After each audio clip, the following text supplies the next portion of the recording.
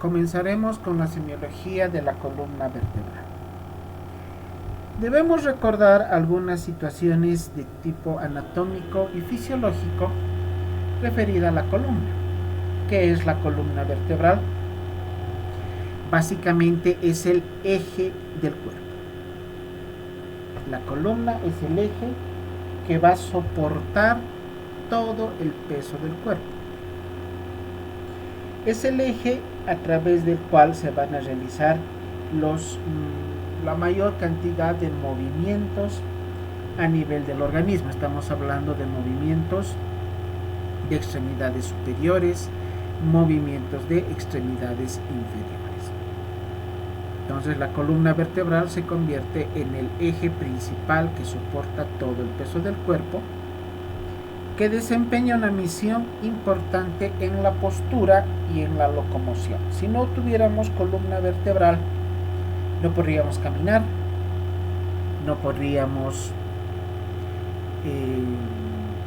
cambiar de posiciones, no podríamos estar de una posición de pie a una posición de sentado,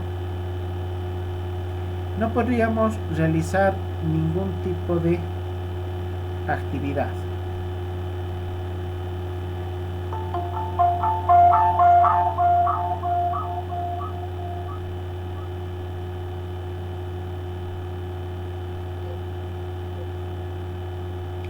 Entonces también debemos recordar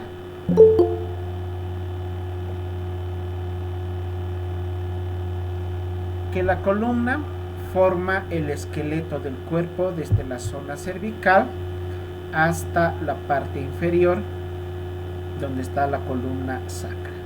Proporciona rigidez y flexibilidad al organismo y una función importante, proteger a la médula espinal y a los nervios espinales. Este punto es de vital importancia porque patologías que comprometan a la columna vertebral indirectamente pueden llegar a ocasionar compromiso también de las estructuras que están a nivel de la médula espinal. La médula espinal, al ser una estructura tan delicada, cuando se presentan alteraciones vertebrales como fracturas, pueden llegar a ocasionar laceraciones, secciones de la médula, lo cual llevará a parálisis de los segmentos corporales que se encuentren inferiores a la lesión de la vértebra.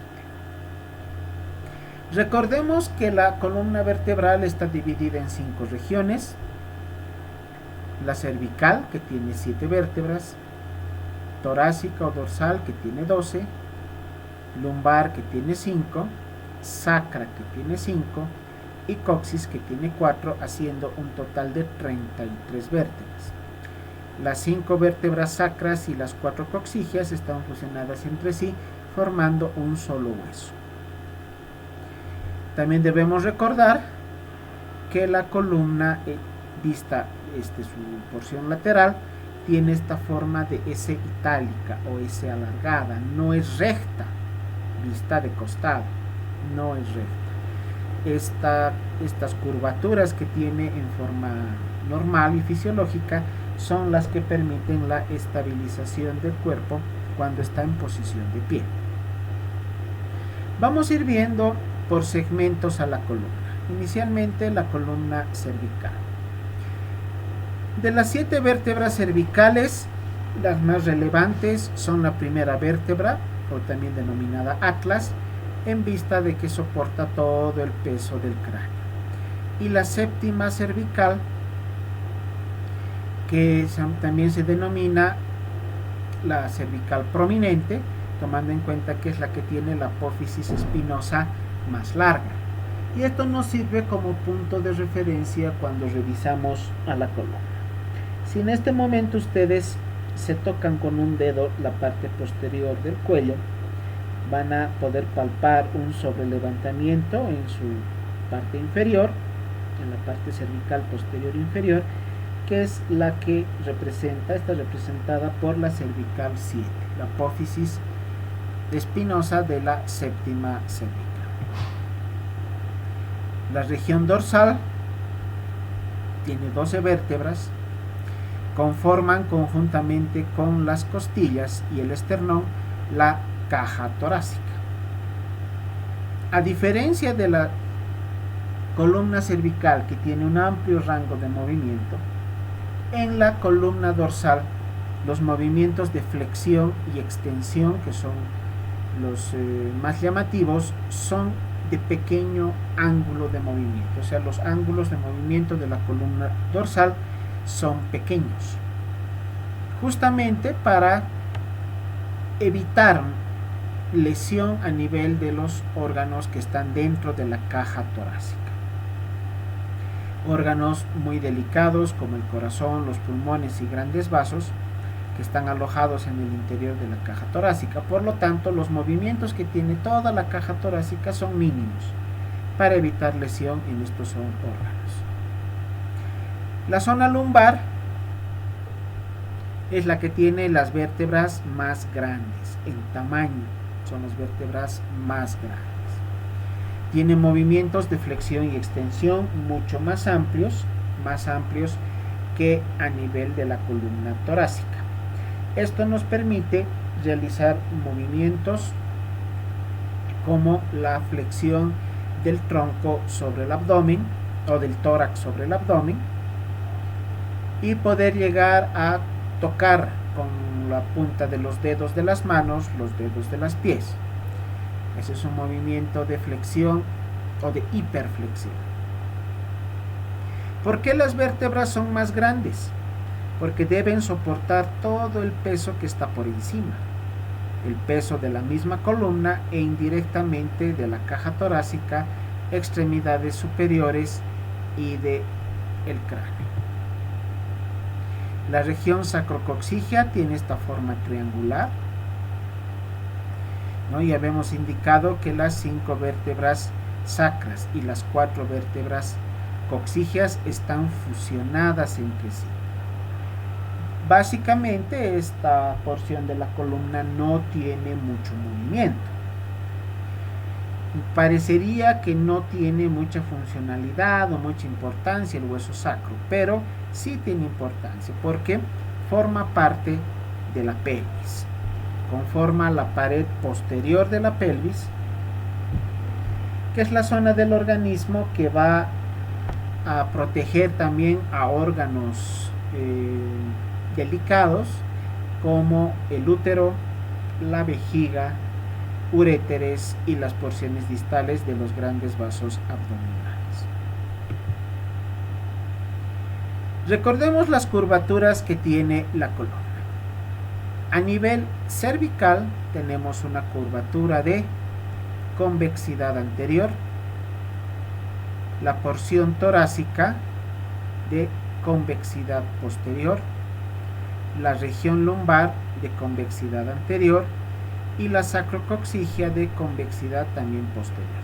Entonces, la curvatura o la columna cervical y la lumbar tienen convexidad anterior y la columna dorsal y la sacrocoxígea tienen convexidad posterior. Esto da esta forma típica de S itálica o S alargada a la columna, que vista de perfil, como lo estamos viendo ahora, tiene esta disposición. Para poder facilitar los movimientos de los segmentos corporales y para dar mayor estabilidad al organismo cuando está en posición de pie. Por eso se tiene estas curvaturas. Si la columna fuera recta como el palo de una escoba, la estabilidad del cuerpo sería mucho menos eficiente. Ponernos en posición de pie, correr, cambiar de posición sería más dificultoso. O realizar pequeños movimientos de lateralización, rotación de los segmentos de la columna se tornaría más dificultoso si no existieran estas curvaturas. Para eso tenemos las curvaturas de la columna. Veamos ahora cómo vamos a realizar el examen clínico de cada uno de los segmentos. A nivel de la columna cervical, debemos observar principalmente su alineación en el plano sagital y en el plano transversal. Para poder realizar esta maniobra se debe explorar las apófisis espinosas de las vértebras cervicales. A través de la maniobra de dígito-presión, con un dedo ir presionando o ir tocando cada una de las vértebras cervicales, podremos inicialmente ubicar puntos dolorosos, que es lo más importante en la columna, poder identificar alguna alteración anatómica que puedan presentar las vértebras. Podremos identificar características de los músculos paravertebrales. Y para observar el alineamiento, de la columna, deberemos observar con la espalda descubierta, la zona cervical posterior también descubierta, si todas las apófisis espinosas están en una misma línea. ¿Qué me enseñó un profesor de semiología cuando yo estaba en la facultad? Me decía, pide a tu paciente que se descubra la espalda, toda la espalda tiene que estar descubierta, palpa cada una de las apófisis espinosas de todita la columna, y puedes utilizar inclusive un marcador y unir con una línea cada una de las apófisis espinosas. De esta manera se va a lograr evidenciar con mayor facilidad si las apófisis espinosas están alineadas en una línea recta. La columna cervical es la zona más móvil de la columna en general. Tiene varios tipos de movimientos. ¿Qué es lo que debemos explorar? Movimiento de flexión, que es el que permite llevar la cabeza hacia adelante.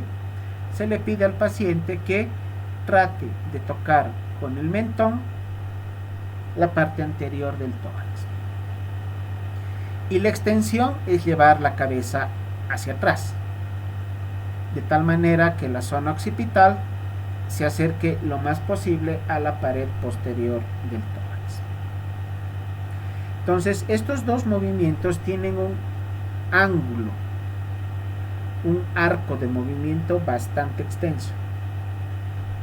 De la posición anatómica, que es una línea recta, acá estamos hablando de la flexión aproximadamente de 60 grados y del movimiento de extensión más allá de los 75 grados. Eso en condiciones normales. Otro movimiento que tiene la columna cervical es el movimiento de rotación. Rotación hacia el lado derecho y rotación hacia el lado izquierdo. El ángulo de movimiento para cada una de estas rotaciones supera los 60 grados a cada lado. Este movimiento de rotación se realiza gracias a la contracción del músculo esternocleidomastoideo de cada uno de los lados. Una alteración relativamente frecuente que podemos encontrar en los pacientes que tengan alguna alteración a nivel de este segmento de la zona cervical es que el paciente tiene la cabeza rotada hacia un lado con la dificultad o imposibilidad de poder llevarla hacia el frente o de rotarla hacia el lado contralateral por un aumento de la contracción continua y permanente que va a presentar el esternocleidomastoideo. A eso vulgarmente conocemos como tortícolis, que en este caso es una miositis, una inflamación del músculo. ¿De cuál músculo? Del esternocleidomastoideo. Con el movimiento de flexión y extensión que veíamos previamente, estaríamos evaluando el músculo trapecio, que es el que permite realizar esos movimientos de flexión y extensión. En los movimientos de rotación, el que está involucrado es el esternocleidomastoideo. Y también el paciente puede realizar estos movimientos de lateralización, tanto al lado derecho como al lado izquierdo. Los ángulos de movimiento para cada una de estas flexiones o lateralizaciones es aproximadamente de 30 grados. ¿Qué alteraciones podemos encontrar cuando exploramos la columna cervical? Movimientos alterados, movimientos disminuidos por presencia de dolor o por alteraciones a nivel de las vértebras, como vemos en esta imagen. Podemos encontrar los espacios intervertebrales disminuidos, un cartílago interarticular que está saliendo de su lugar. Fíjense acá en esta imagen, vemos esta como puntita de color celeste que se está aproximando a la médula, que está en color amarillo. Es el disco interarticular que está fuera de su lugar. A eso llamamos hernia de disco. También podemos encontrar disminución en la altura de los cuerpos vertebrales o los espolones óseos, también llamados osteofitos. Sabemos que las vértebras tienen forma cúbica, son como un dado, pero por situaciones de mala posición, sobre todo de mala posición, se pueden crear estas neoformaciones que son los espolones, que son estas puntitas que están presentando las vértebras. Fíjense en la imagen, que también se llaman osteofitos o también se denominan picos del oro. En la materia de imagenología seguramente van a llevar esto. Entonces, cualquiera de estas alteraciones que presenten las vértebras cervicales producirán disminución de los ángulos de movimiento, producirán disminución de los arcos de movimiento que se tiene a nivel de la columna cervical. Si encontramos dolor a los movimientos de lateralización de la cabeza, flexión, extensión, estamos ante la presencia de una lesión a nivel de las vértebras, de los músculos trapecio o esternocleidomastoideo encargados de estos movimientos, o tal vez inclusive lesiones de tipo neurológico.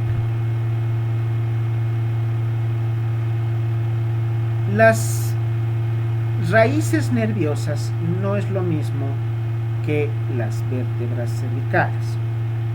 Las raíces nerviosas son los nervios que salen de la médula espinal a través de los agujeros de conjunción.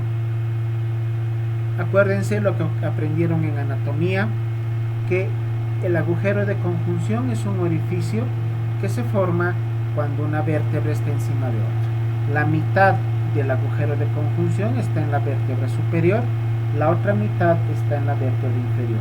Se ponen en contacto una vértebra con otra y uniendo ambas mitades se forma el agujero de conjunción.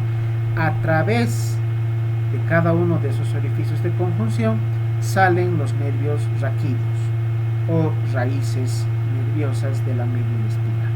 Hablando de la porción cervical, las raíces C5, C6, C7, C8, porque hay una C8, una raíz nerviosa C8, y la D1 son las que tienen mayor riesgo de presentar compresión radicular, que este orificio disminuya su luz, sea más pequeñito, por aplastamiento vertebral, por deformación de la vértebra, que es la que va a ocasionar dolor, principalmente dolor.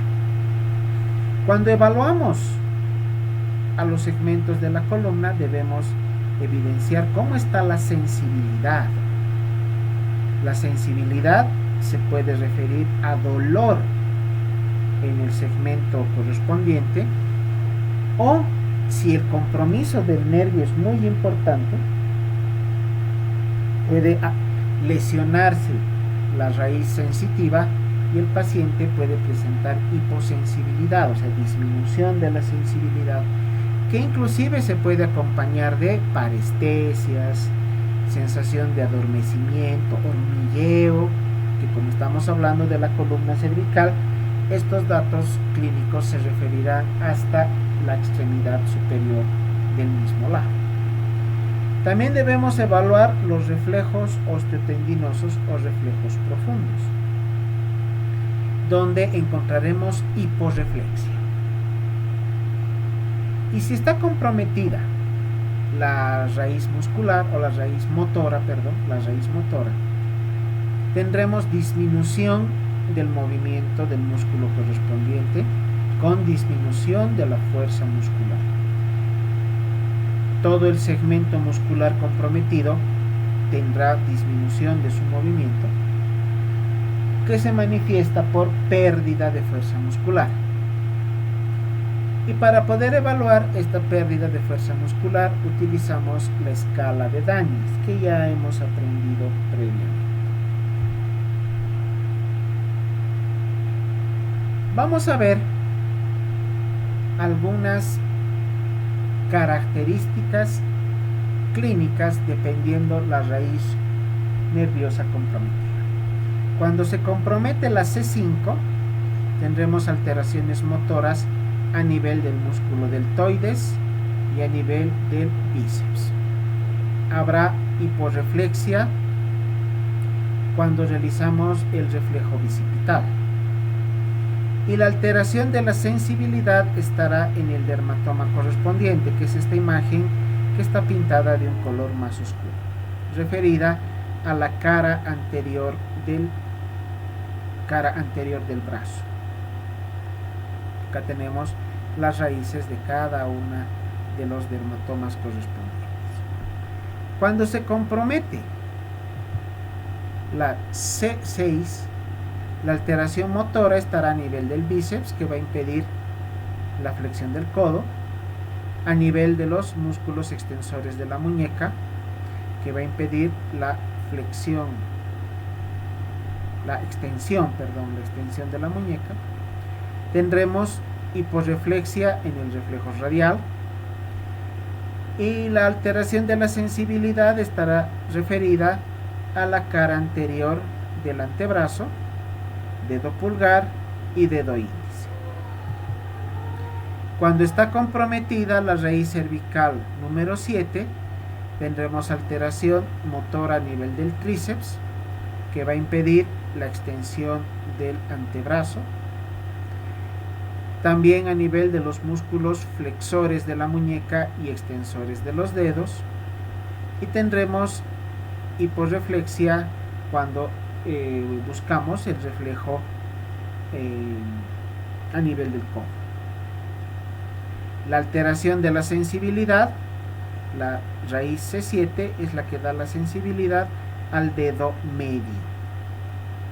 Entonces tendremos alteración de la sensibilidad solamente en el dedo medio de la mano. Cuando está comprometido C8, tendremos alteraciones motoras en los músculos interóseos y flexores de los dedos, hiporreflexia con el reflejo cubital a nivel de la muñeca, y la alteración de la sensibilidad estará referida al dedo anular y meñique de la mano y la cara anterior e inferior del antebrazo. Con alteración de la D1, los músculos interóseos son los que tienen el compromiso motor. No existirá alteración de los reflejos, y la sensibilidad sí se verá alterada a nivel de la zona anterior e inferior del codo, proximal del antebrazo y distal del brazo. Como en todos los segmentos corporales, existen maniobras que nos van a ayudar a poder realizar correctamente la identificación del compromiso radicular. Una de ellas es la maniobra de Spurling. ¿Cómo se realiza? El paciente está en posición de sentado. El médico se coloca por detrás y coloca ambas manos con los dedos entrelazados sobre la cabeza del paciente y realiza movimientos de lateralización hacia el lado derecho y hacia el lado izquierdo. Si el paciente presenta dolor que se inicia en la zona cervical y se irradia hacia la extremidad superior del mismo lado, que puede llegar hasta los dedos, la maniobra de Spurling es positiva, lo cual indica compresión radicular a nivel de las raíces nerviosas cervicales. La maniobra de Valsalva, que todos la conocemos, tapar las fosas nasales con los dedos y realizar una expiración forzada con la glotis cerrada, con la boca cerrada. ¿Qué ocasiona esto? Aumento de la presión intracerebral. Este aumento de la presión intracerebral luego se refiere a los ventrículos laterales del cerebro, aumenta la presión del líquido cefalorraquídeo. Este aumento de presión se referirá hacia la médula espinal y a nivel cervical, con el aumento de la presión dentro del canal medular, se producirá dolor, ese mismo dolor relacionado a la zona cervical y que llega a irradiarse a la extremidad correspondiente, la extremidad superior correspondiente. Este dato ya nos indicaría que el paciente está cursando con compresión radicular cervical de las raíces nerviosas cervicales. Otra maniobra para poder identificar de igual manera compresión radicular es la maniobra de Naffinger-Jones. Se presiona las venas yugulares, ambas venas yugulares, con la misma finalidad de aumentar la presión dentro del cráneo, para que esto aumente la presión dentro del canal medular, y a nivel cervical se presentará dolor irradiado hacia la extremidad superior correspondiente. Otra alteración que podemos indicar como etiología para el dolor relacionado con la columna cervical es la presencia de la costilla cervical.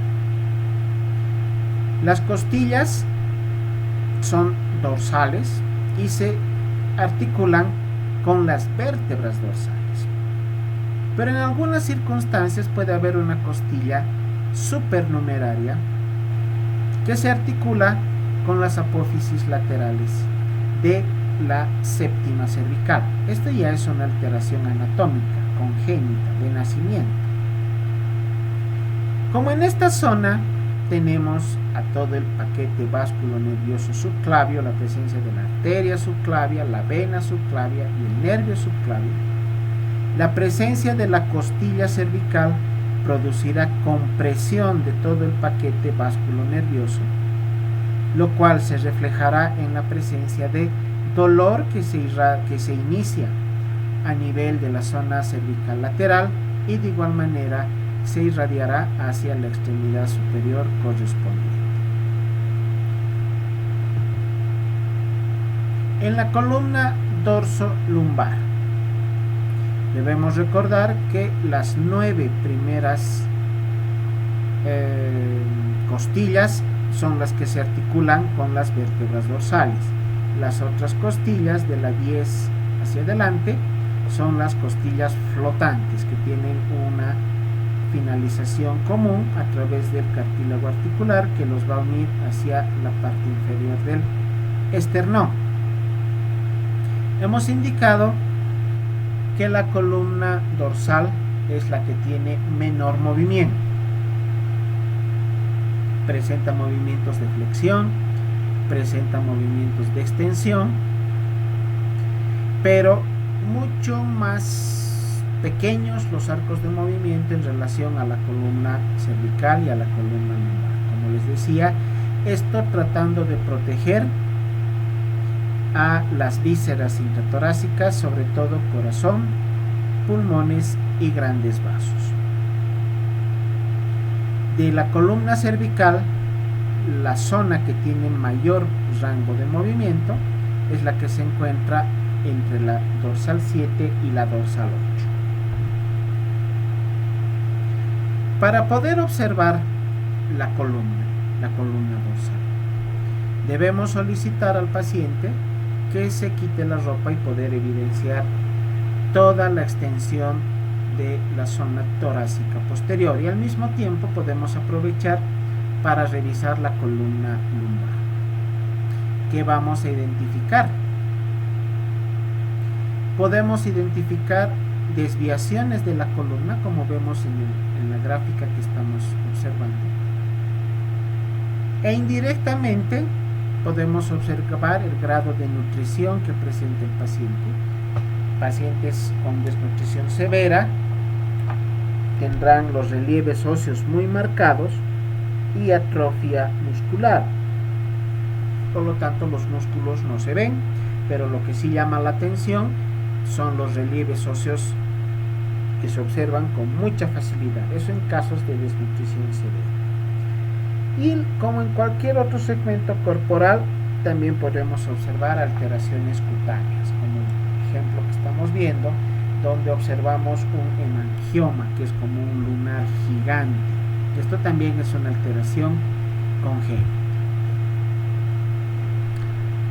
Vemos acá la columna vista desde atrás en posición normal, que, como les decía, sigue un eje vertical, un eje recto. Acá vemos a una columna que tiene desviación del eje cervical, del eje normal de la columna. O sea, esto es lo que comúnmente se conoce como columna chueca. Acá vemos una curvatura con convexidad derecha en la parte superior de la columna dorsal, y vemos en su porción inferior una desviación, una lateralización de la columna de convexidad izquierda. Esto es lo que se conoce como escoliosis o columna chueca. Vista desde la parte lateral, la columna tiene esta forma de S itálica, ¿no? Gracias a las curvaturas fisiológicas que hemos mencionado previamente. Cuando la curvatura de la columna dorsal es mucho más marcada de lo normal, se presenta la cifosis, lo que vulgarmente conocemos como joroba. Esto a nivel de la porción superior y media de la columna dorsal, con un aumento exagerado de la curvatura de concavidad posterior. O se puede presentar un aumento de la curvatura de la zona lumbar, como vemos en esta imagen, donde se pone se manifiesta de mejor manera la zona de la cintura. Esta es la lordosis. La lordosis es un aumento de la curvatura lumbar. La cifosis es un aumento de la curvatura de la columna dorsal. Ambas son patológicas y ambas se presentan sobre todo por alteraciones en la postura. Son alteraciones en la postura normal que debe tener la persona. En otras circunstancias pueden deberse a contracciones marcadas de segmentos musculares.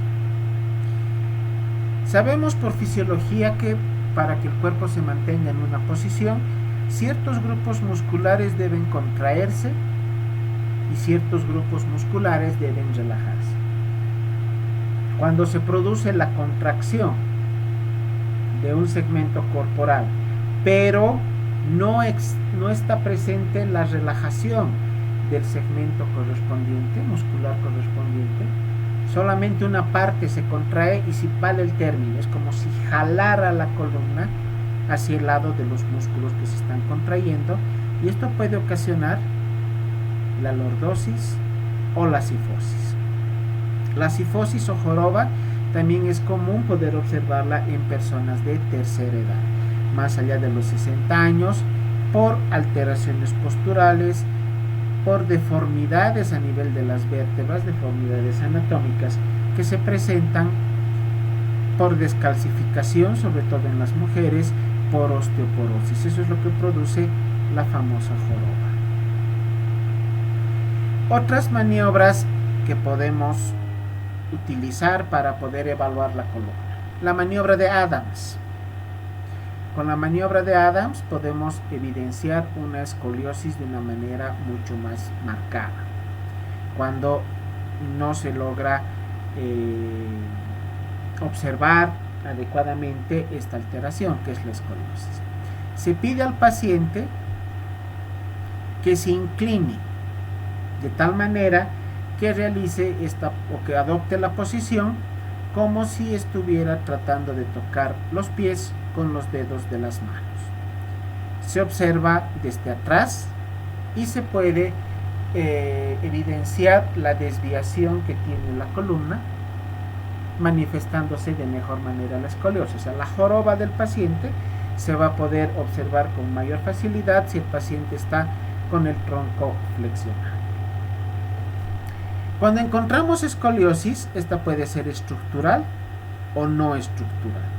La estructural puede ser idiopático congénita, hay pacientes que ya nacen con estas alteraciones anatómicas y morfológicas de la columna, o puede ser no estructural, sobre todo como una alteración postural o compensadora.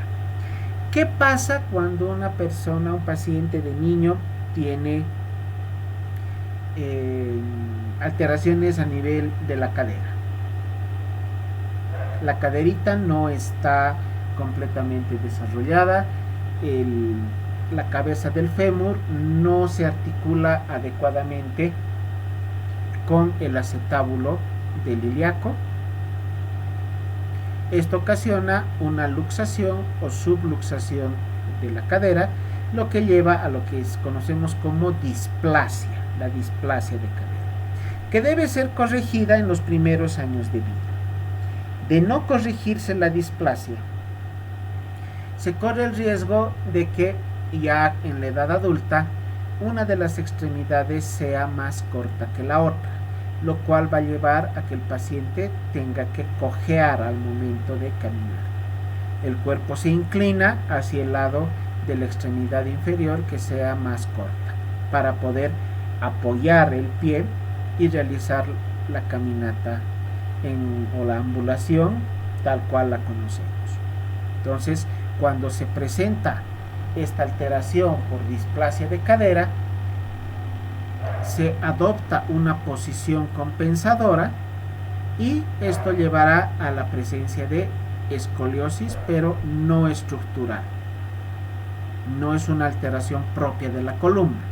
A eso se refiere que sea no estructural.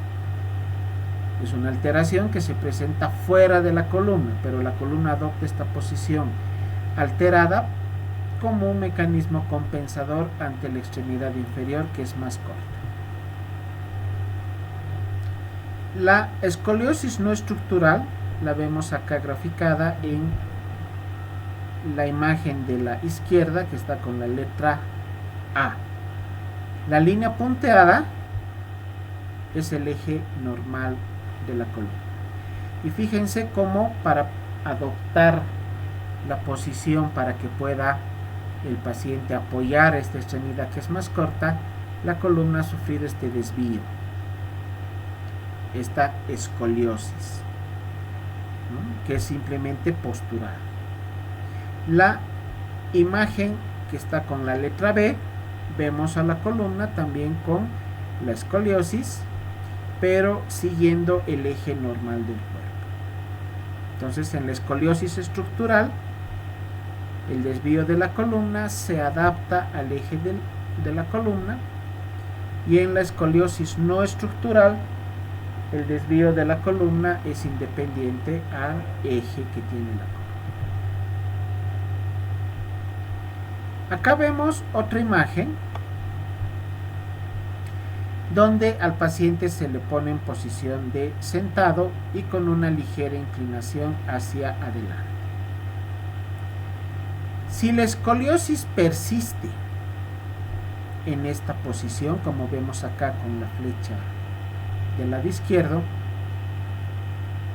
paciente en posición de sentado y con el cuerpo ligeramente flexionado hacia adelante, la columna desviada, podemos indicar que es una escoliosis estructural. Y se forma esta pequeña joroba, pero unilateral, ¿no? Como una alteración compensadora a esta desviación de la columna que estamos viendo al otro lado. Esta maniobra tan sencilla de poder realizarla y con la observación minuciosa del médico explorador podrá identificar el desvío de la columna, la escoliosis y la presencia de la joroba en el lado contralateral. Esto confirma la presencia de escoliosis estructural, o sea, por alteración de las vértebras.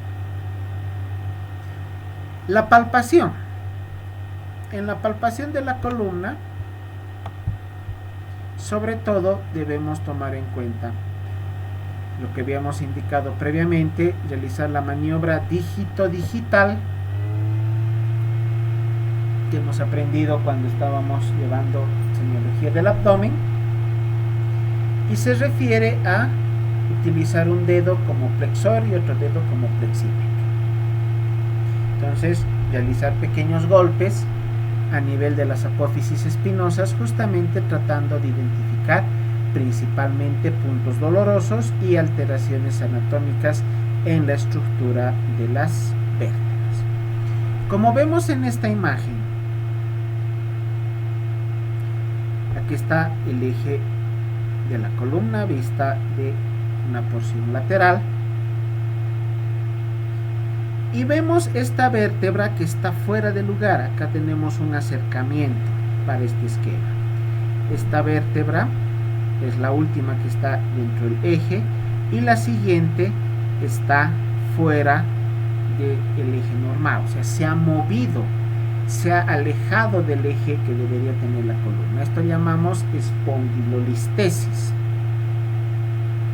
Esta espondilolistesis se produce por un desplazamiento de la vértebra fuera de su ubicación normal, que se darán cuenta puede llegar a lesionar la médula espinal, puede llegar a producir sección de la médula espinal con la parálisis completa y definitiva de las extremidades inferiores.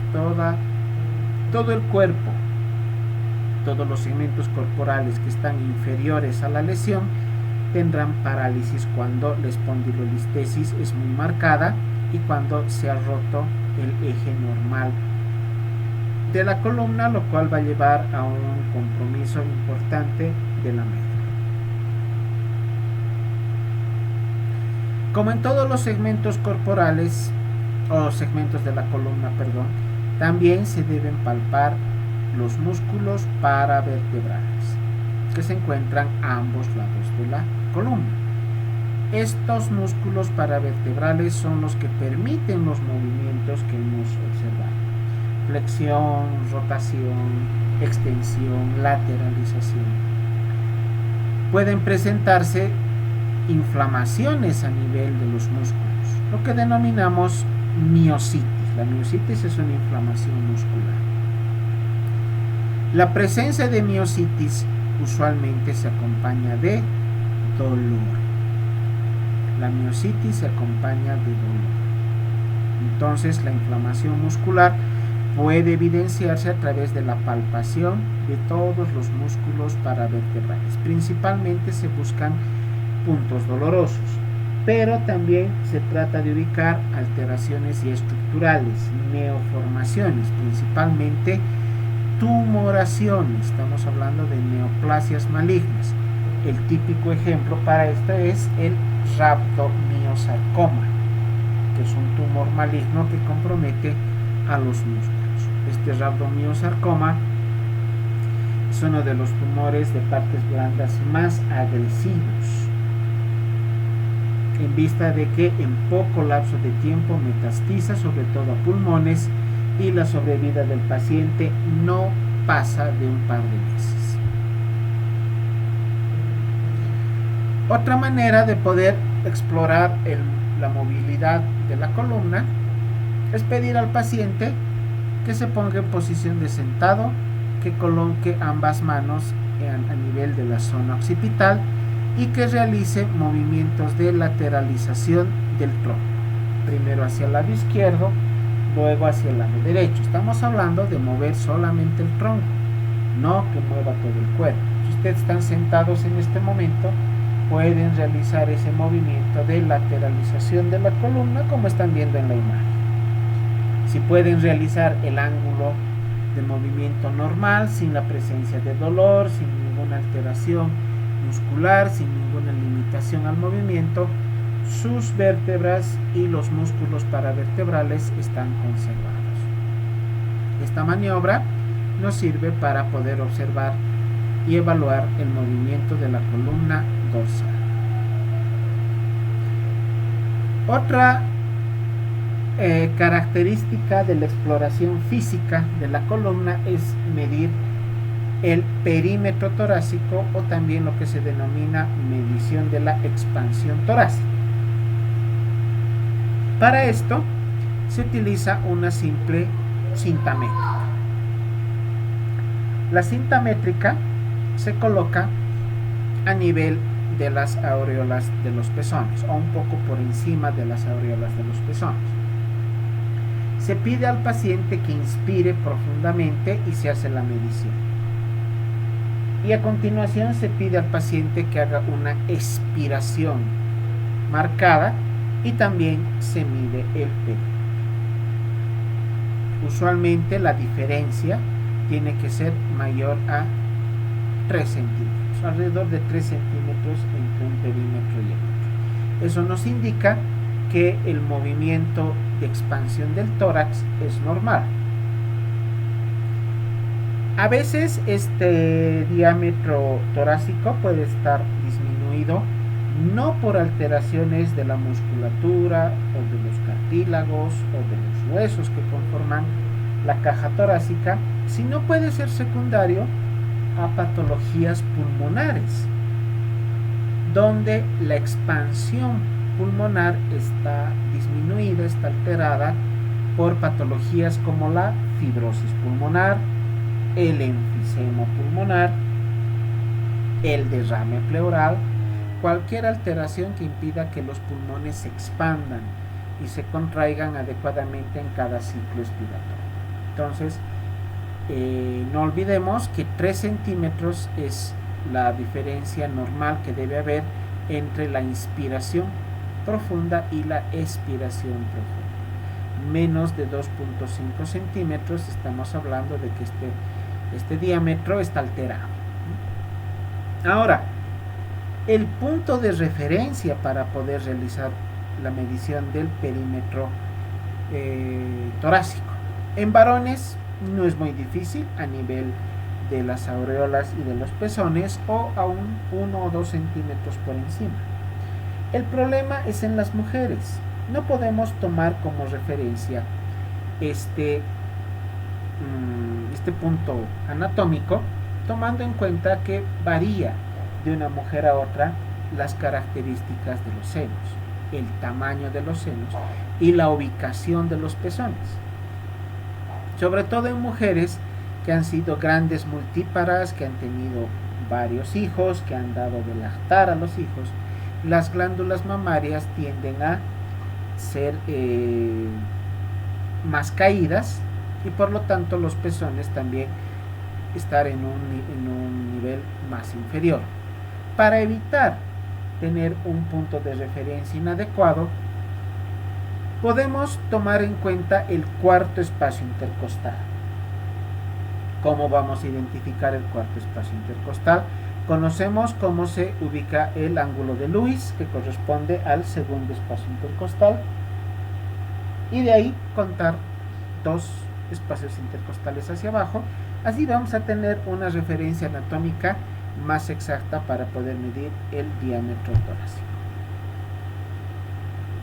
En la columna lumbar tenemos movimientos de flexión, movimientos de extensión y movimientos de lateralización. La columna lumbar tiene movimientos, arcos de movimientos también bastante extensos, con mucha similitud a los ángulos que pueda presentar la columna cervical. En la columna dorsal vamos a evaluar el movimiento de flexión, pidiendo al paciente que en posición de pie flexione el tronco para tocar con los dedos de las manos la punta de los pies. En condiciones normales, la vista de posición lateral, no toda la espalda tiene esta curvatura de concavidad inferior. Se corrige la lordosis normal fisiológica. Pero cuando tenemos alguna alteración estructural, vertebral a nivel de la columna lumbar, esta curvatura llega a aplanarse o inclusive llega a presentar una concavidad superior. Fíjense, esta es la posición normal con esta curvatura y esta es la posición anormal con esta otra curvatura. Es fácil de diferenciar unas con otras. Este es un paciente con la columna conservada y este es un paciente que ya tenga patología vertebral a nivel de la columna lumbar. ¿Cómo realizamos la prueba de Schober? Para realizar esta prueba debemos localizar la apófisis espinosa de la lumbar 5. Tomando ese punto como referencia, medimos hacia arriba 10 centímetros y ponemos una marca. Usualmente llega hasta la lumbar 3, pero medimos esto. Es importante tomar este punto de referencia. Podemos marcar con un bolígrafo, un marcador, y acá arriba 10 centímetros, de igual manera colocar un punto de referencia. Posteriormente se le pide al paciente que flexione el tronco hacia adelante y volvemos a medir la distancia que existe entre ambos puntos de referencia que teníamos previamente. La diferencia entre una y otra medición debe ser mayor a 3 centímetros. En este ejemplo aquí teníamos 10, aquí tenemos 15 centímetros, o sea, la diferencia es de 5 centímetros. La diferencia normal tiene que ser mayor a 3. Cuando esta distancia es menor a 3 centímetros, estamos ante la presencia de pacientes con espondilitis. O sea, hay un proceso inflamatorio a nivel de las vértebras y que con seguridad está ocasionando destrucción, alteración anatómica de la conformación normal que tienen las vértebras. Y al mismo tiempo, al pedir al paciente que se ponga en posición con el tronco flexionado, nos referirá dolor, porque ya existe alteración de las vértebras. Entonces, esta maniobra donde se realiza la medición con 2 puntos de referencia se llama prueba de Schober. Existe otra maniobra que es la de Goldthwait. El paciente se encuentra en decúbito dorsal, se eleva la pierna con la rodilla completamente extendida y se coloca la otra mano en la región lumbar. Se eleva lentamente la pierna extendida, toda la extremidad inferior extendida, y la mano que está en la zona de la columna lumbar percibirá a través del tacto el momento en que la columna empieza su movimiento cuando se está elevando la extremidad inferior. Si se presenta dolor que es percibida con la mano que está en la zona lumbar, es positiva. La maniobra de Goldthwait es positiva y nos ayuda en la determinación de las lumbalgias. La maniobra de la Segui es la maniobra más conocida, la más utilizada para poder identificar patologías a nivel de columna lumbar con compromiso de los nervios radiculares. Tenemos 2 variantes. Una en la cual el paciente está en decúbito dorsal, la extremidad inferior completamente extendida. El médico coloca una mano en la zona del talón y empieza a elevar lentamente toda la extremidad inferior hasta que el paciente refiera dolor, que empieza en la zona de los glúteos o en la zona lumbar o de los glúteos y que se extiende a cara posterior del muslo, cara posterior de la pierna e inclusive puede llegar hasta los pies. El ángulo en el cual aparece el dolor en una maniobra de la Segue puede llegar a ser hasta de 70 grados, pero cuando existe un compromiso importante de la columna o de los nervios radiculares por un síndrome de compresión radicular, el dolor aparecerá inclusive a los 20 o 30 grados. O sea, apenas se eleva la extremidad inferior de la camilla de observación, el paciente ya nos refiere dolor. Esa es la maniobra de la Segue positiva. A esto también se denomina maniobra de la Segue anterior. Tenemos otra variante que se llama maniobra de la Segue posterior. El paciente está en decúbito ventral. El médico coloca una mano a nivel de la cara anterior de la rodilla y flexiona la rodilla casi a 90 grados y eleva el muslo. Presentará dolor aproximadamente a los 30 grados. De igual manera, esto nos indica compromiso de los nervios radiculares. Si cuando realizamos la maniobra de la Segue, ya sea anterior o posterior, el dolor solo es referido en la zona lumbar, el compromiso es de los nervios radiculares a este nivel. Pero cuando la maniobra de la Segue es positiva y el dolor se refiere a toda la extremidad inferior, estamos ante la presencia de lesión del nervio ciático, en lo que conocemos como lumbociática o ciatalgia. Ciatalgia es el dolor del nervio ciático, pero el diagnóstico correcto es lumbociática, inflamación del nervio ciático que produce este dolor irradiado hasta la punta de los dedos, que se manifiesta cuando ponemos en práctica la maniobra de la Segue. La maniobra de Braga, que es una maniobra que siempre debe acompañar a la maniobra de la Segue. ¿Cómo se realiza? Primero hacemos la maniobra de la Segue, como hemos explicado en la diapositiva anterior. Si la maniobra de la Segue es positiva, se va descendiendo lentamente la extremidad inferior hasta que el dolor desaparezca. Cuando el dolor desaparece, se realiza una dorsiflexión forzada del pie, con lo cual el dolor nuevamente aparecerá. A ver, vamos a resumir o vamos a volver a explicar esta situación con esta imagen. El paciente está en decúbito dorsal. La doctora que está en esta imagen está colocando su mano en el talón. La extremidad inferior estaba a este nivel y poco a poco va subiendo. Sigan el cursor. Poco a poco va subiendo hasta que presenta dolor. Entonces es una maniobra de la Segue positiva. Ahí le duele. En esa posición el paciente tiene dolor.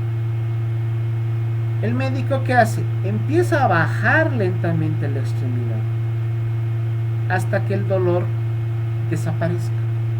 Y en el punto en el cual el dolor desaparece, se realiza una dorsiflexión forzada del pie a nivel de los dedos de los pies y se hace una flexión forzada del pie con la articulación del tobillo. Si el dolor vuelve y se hace nuevamente intenso, confirma la presencia de una hernia de disco. Entonces la maniobra de Braga debe ir a continuación de la maniobra de la Segue para, además de identificar una posible lumbociática con la maniobra de la Segue, podemos identificar una hernia de disco en columna lumbar cuando la maniobra de Braga es positiva. Otra maniobra es la maniobra de Neri, con el paciente en posición de sentado, las piernas colgando de la mesa o de la camilla de exploración, se le pide al paciente que incline la cabeza o que flexione la cabeza sobre el tronco de una manera lenta. Cuando el dolor aparece secundario al movimiento de la cabeza, estamos ante maniobra de Neri positiva, otra maniobra que cuando se positiviza nos indica que existe compresión de las raíces nerviosas a nivel de la columna lumbar. En las articulaciones sacroiliacas, los arcos de movimiento son muy pequeños, casi inexistentes, ¿no? Por eso se indica que la articulación sacroiliaca tiene escaso movimiento. No existen muchas maniobras para poder determinar los ángulos de movimiento. Sí podemos realizar palpación de la columna, tratando de ubicar de igual manera que en los otros segmentos puntos dolorosos, o podemos identificar malformaciones que pueden ser secundarias a tumoraciones, neoplasias o abscesos. Existe un punto que se llama el punto sacroiliaco, que es el punto donde se articula el sacro con el ilíaco, las alas del ilíaco con el sacro. Este se llama el punto de Forestier-Jacqueline-Rhodes-Querol. Son cuatro médicos, 4 semiólogos que han identificado este punto, que es el de la articulación del sacro con el ilíaco, que cuando se torna positivo con la presencia de dolor, indica inflamación o compromiso de las vértebras sacroiliacas, que puedan estar comprometidas por un proceso neoplásico o por un proceso de malformación anatómica o inclusive por un compromiso de un absceso. Los abscesos sacroiliacos, que son bastante frecuentes en casos de osteomielitis. En las articulaciones sacroiliacas no hay mucho que observar. Algo que sí debemos mencionar es algo frecuente que a mí me ha pasado. Pacientes que se caen, pero caen de sentados, con un golpe muy fuerte a nivel de la columna sacrocoxígea. Y el motivo de consulta es justamente el dolor en la articulación sacrocoxígea. Se palpa con la maniobra digital o dígito digital las apófisis espinosas de estas vértebras sacras e ilíacas, y se puede llegar a identificar fractura del coxis cuando el paciente ha caído de sentado por el dolor intenso que se presenta ante la simple presión digital de estos puntos, o cuando el paciente está en posición de sentado. Esto se confirmará a través de una radiografía de la columna sacroiliaca, donde podemos observar claramente la fractura de la vértebra correspondiente. Este es el punto sacroiliaco de Forestier-Jacqueline-Rhodes-Querol. Es el lugar, miren, a cada lado de la línea interglútea. Estamos hablando unos 5 a 6 centímetros en dirección de la cresta ilíaca de cada lado, que, como les decía, es positivo en el punto donde existe compromiso de la articulación correspondiente. Es el lugar donde se puede palpar con facilidad la articulación, en vista de que la masa de los músculos glúteos impide la palpación de segmentos que están en posición más inferior. Con estas maniobras vamos a tratar de localizar dolor, principalmente dolor. Para poder realizar la revisión correcta de la columna sacroiliaca debemos ir revisando una por una las vértebras, las 5 sacras, las 4 coxígeas, principalmente para buscar dolor.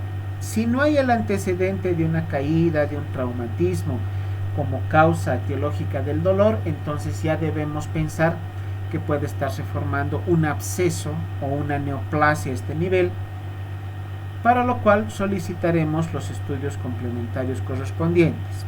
Acá será de mucha utilidad la radiografía AP y lateral de columna, y en última instancia una tomografía contrastada donde podremos observar con mayor detalle no solo la parte ósea, sino también partes blancas. Esto nos ayudará con mayor facilidad a identificar la causa del dolor. Otras maniobras que podemos utilizar para revisión de columna: la maniobra de Volkmann o maniobra de la apertura. El paciente está en posición de decúbito dorsal y se colocan las manos a nivel de las espinas ilíacas anterosuperiores, realizando un movimiento hacia abajo y hacia afuera en dirección de las flechas. El dolor será positivo y la maniobra de Volkmann será positiva ante lesiones de columna dorsal o sacroiliaca. La maniobra del cierre o maniobra de Eriksen: también se colocan las manos a nivel de ambas espinas ilíacas anterosuperiores, tratando de abarcar la mayor longitud posible de las crestas ilíacas, y se presentará dolor cuando la maniobra de Eriksen sea positiva, de igual manera secundario a lesiones de columna lumbar o sacrocoxígea. Y la maniobra de Patrick, o también llamada maniobra de Favere, es una de las más sensibles, más utilizadas para poder determinar lesiones de la columna. ¿Cómo se realiza? Paciente en decúbito dorsal, el talón de la extremidad inferior que va a ser evaluada debe apoyarse sobre la rodilla del lado contralateral. De esta manera se hace una rotación externa más un movimiento de abducción, o lo que decimos comúnmente la posición de número 4. Al realizar la maniobra y al acomodar el talón sobre las rodillas, se deja que la extremidad, por su propio peso, se vaya hacia abajo. Ante mínimo dolor o ante el mínimo movimiento, el dolor se presentará acá a nivel de la columna lumbar y la columna sacrocoxígea, lo cual será indicativo de lesiones a este nivel.